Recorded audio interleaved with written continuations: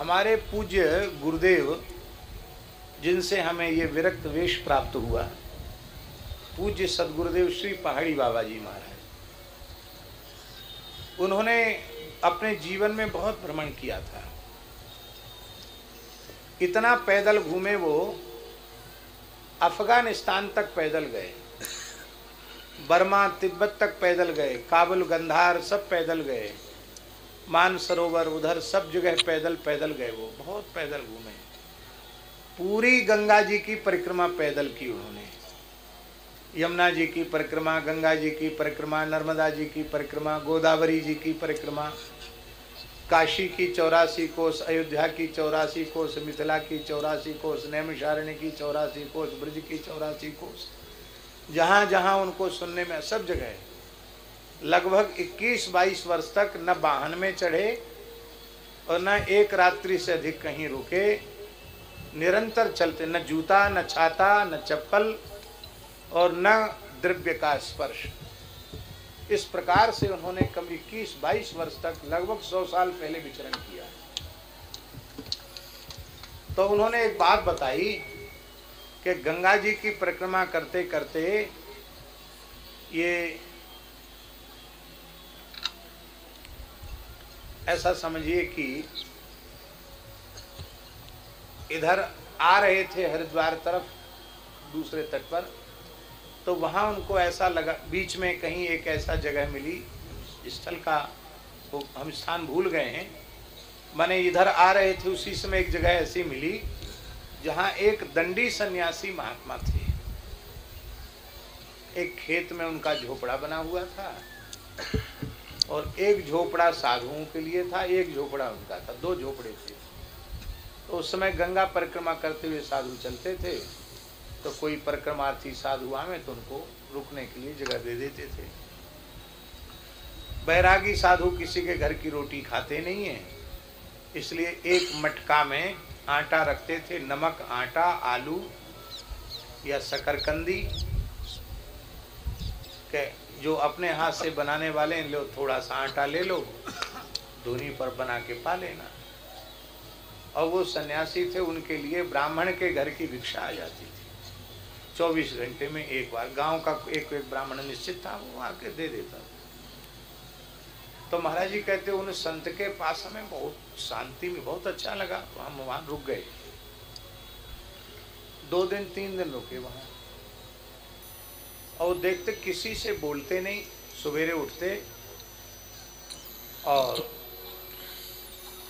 उनके पास कम से कम 400-500 शालिग्राम जी थे उनके पास। कितने? शालिग्राम जी। और उनको लेके एक डलिया में रखते, लकड़ी की टोकरी में, और उनको ऊपर ही उन्होंने तुलसी का बगीचा लगा रखा था, तो तुलसी के बगीचे में शालिग्राम जी को रख लेते, और गंगा जी गहरी थी, फिर मिट्टी के घड़े में भर भर करके शालिग्राम जी पे जल चढ़ाते, ओ विष्णु सहस्त्रनाम का पाठ करते रहते और जल चढ़ाते रहते। इतना जल चढ़ाते कि पूरा खेत तुलसी का सिंचित हो जाता। अब विष्णु सहस्त्रनाम चलता रहता उनका। फिर एक बड़ी डलिया में तुलसी उतारते, फिर सहस्त्रार्चन तुलसी का करते, शालिग्राम जी, बस और कोई पूजा नहीं, कोई और फूल और चंदन ये सब कहाँ से लाएं? विरक्त महात्मा, खाली गंगा जल से नहवाना और खूब तुलसी से भगवान का सहस्त्रार्चन करना। ये साधन करते करते उनको 4-4:30 बज जाता था शाम का। तब कोई ब्राह्मण के यहाँ से भिक्षा आती तो वही भगवान को कुछ गंगा जी को अर्पित कर देते और बाकी वो पा लेते। फिर शाम को अपने बैठ के माला से नाम जप करते, तो बोलते किसी से नहीं, कहाँ से आए, तुम्हारा क्या नाम है, क्या धंधा, कोई लेना देना नहीं। बड़े विलक्षण महात्मा है, एकदम एक जैसी रहनी से रहकर साधन कर रहे हैं। तो बोले 2 दिन हमको हो गए थे, हम 2 दिन से ज़्यादा रुकते नहीं थे, तीसरा दिन था, अब हमको जाना ही था। तो हमने प्रातः काल उन महात्मा से कहा, महाराज आप तो बोलते नहीं, पर हमारे कुछ प्रश्न है उसका समाधान करो। बोलो महाराज क्या बात है? बोले हम लोग वैष्णव साधु हैं, हम लोग तुलसी में, सालिग्राम में, गंगा जी में बड़ी श्रद्धा रखते हैं, पर आप दंडी सन्यासी होकर सालिग्राम जी में इतनी श्रद्धा, तुलसी में आपकी इतनी श्रद्धा कैसे? तो आप में इतनी श्रद्धा कैसे? तो बोले उन महात्मा के सुनते ही उनकी आंखों से आंसू बहने लगे। बोले हम तो काशी के सन्यासी हैं, काशी में वर्षों तक हमने निवास किया है और वहाँ प्रस्थानित त्रयी पढ़ा और पढ़ाया, उपनिषद, गीता, ब्रह्मसूत्र हमने पढ़ाया है और पढ़ा भी है। दूसरे ग्रंथ हम देखते नहीं थे, लेकिन एक दिन हमारे मन में विचार उठा कि जीवन तो प्रायः बीता जा रहा है और स्वरूप में स्थिति तो हुई नहीं। ग्रंथ तो लग गए, लेकिन वस्तुतः जो स्वरूप बोध होना चाहिए था वो तो हुआ नहीं। तो बिना आत्मबोध, स्वरूप बोध के कल्याण कैसे होगा? तो कल्याण का और कोई साधन सरल है क्या? तब हमने इतिहास और पुराण को देखना आरंभ किया कि हमारा समाधान व्यास जी करेंगे। तो संपूर्ण महाभारत और पुराण उनको हमने काशी में रहकर ही आद्योपांत देखा। तो हम इस निर्णय पर पहुंचे कि कलयुग में दूसरा साधन संभव नहीं है। तीन की महिमा सर्वोपरि है, की महिमा, गंगा जी की महिमा और भगवान नाम की महिमा। हमने सब पोथी पत्रा बांध के रख दिए, को ले जाना हो ले जाओ। अब हम तो बस, हमको राह मिल गई है और हम सबको नमस्कार कर यहीं से चल पड़े। हमारा कोई गंगा जी की परिक्रमा का भी निश्चय नहीं। ये जगह हमको बहुत एकांत अच्छी लगी, यहीं रख गए। लोगों ने यहाँ झोपड़ा बना दिया। आप जैसे साधु ही कोई 1 सालिग्राम जी, कोई 2 सालिग्राम जी दे गए। तो तुलसी का बगीचा इनको सींचते हैं, शालिग्राम जी को तुलसी चढ़ाते हैं, बहुत मौज में रहते हैं, आनंद में रहते हैं। तो महाराज जी कहते हैं हमने पूछा कि अब कैसा लगता है, अब आपको क्या अनुभव हो रहा है? उन्होंने कहा अब कल्याण की परवाह ही नहीं है। पहले कल्याण की चिंता होती थी कि कल्याण कैसे होगा, अब हम जीवन मुक्ति का अनुभव कर रहे हैं। क्या अनुभव कर रहे हैं?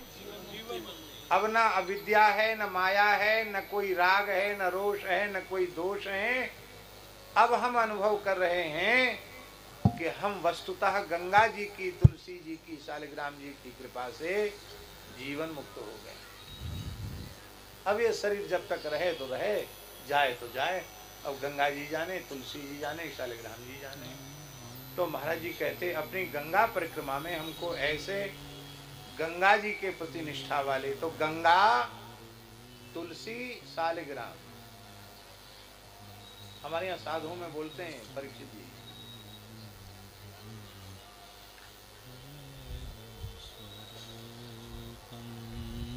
कहो मन गोविंद, कहो मन राम, गंगा तुलसी शालिग्राम। क्या बोलते हैं? गंगा तुलसी शालिग्राम। तो अब ये साधुओं की साधुशाही भाषा है, गंगा, तुलसी और शालिग्राम। तो ये गंगा जी साक्षात भगवान हैं, शालिग्राम जी साक्षात भगवान हैं, तुलसी साक्षात भगवान हैं। और यहाँ तो हम लोगों को सब कुछ मिला हुआ है गंगा जी की कृपा से। ऐसी गंगा जी की कृपा हम सब पर बनी रहे। और भैया जितने लोग बैठे हैं सबसे हमारी प्रार्थना है कि जब तक शरीर चले तब तक कम से कम ये सत्संग में आने का क्रम बंद मत करना, क्योंकि सत्संग का लाभ तो मिलेगा ही और गंगा स्नान का लाभ मिलेगा, दो लाभ मिलेंगे। इस बार हमारे हरे कृष्णदास जी आए तो हमको बड़ी प्रसन्नता हुई। आप भी प्रतिवर्ष ही कृपा किया करें। संत आते हैं तो मन में प्रसन्नता होती है। हमारे रामायण जी तो कृपा करते ही हैं, कुंभ में भी और यहाँ भी पूज्य संत भगवान भी विराजे हैं, पंत भगवान भी विराजे हैं। तो हम लोगों को ऐसा आनंद गंगा जी की कृपा से प्रतिवर्ष प्राप्त होता रहे। गंगा लहरी का पाठ हम लोगों ने किया। ये गंगा लहरी पंडित राज जगन्नाथ की रचना है। पंडित राज जगन्नाथ वह भारतवर्ष के अनुपम विद्वान जिन्होंने रस गंगाधर जैसा दिव्य ग्रंथ लिखा है। हम रस गंगाधर पढ़े हुए हैं, साहित्य का ग्रंथ है, लक्षण ग्रंथ है रस गंगाधर। काव्य प्रकाश के प्रणेता मम्मट के वो प्रबल शत्रु हैं, इसलिए मम्मट के सिद्धांतों को कई जगह उन्होंने खंडित किया। यत्तु जहाँ लिखते यत्तु माने अब मम्मट का खंडन करने वाले हैं। तो हमारे चौबे जी पढ़ाते थे हमको, चौबे जी गुरुजी वो कहते थे बाबा ये यत्तु ना है, पंडित राज जगन्नाथ कह रहे हो है कि तेरे मोहड़े में थू। मथुरा के चतुर्वेदी जी थे तो ऐसे पढ़ा, बहुत अच्छे विद्वान थे, बढ़िया पढ़ाते थे, ब्रज भाषा में बोल के पढ़ाते। तेरे मोहड़े में थू, उसका कारण था कि पंडित राज जगन्नाथ विद्वान थे, गरीब थे, उनकी विद्या का आदर हुआ नहीं। अकबर ने उनको अपने दरबार में जगह दे दी और इससे रुष्ट होकर ब्राह्मणों ने पंडित राज को जाति से बहिष्कृत कर दिया। जगन्नाथ तो गूढ़ शत्रु तो अकबर था ही, सनातन का गूढ़ शत्रु था, वो बहुत महीन बदमाश था। तो उसने क्या किया, अवसर का लाभ लेते हुए मौलवी की लड़की से उसका विवाह करवा दिया, यवन कन्या से, मौलवी की लड़की से। हाँ, पंडित राज जगन्नाथ का, पर वो भक्त हृदय थे।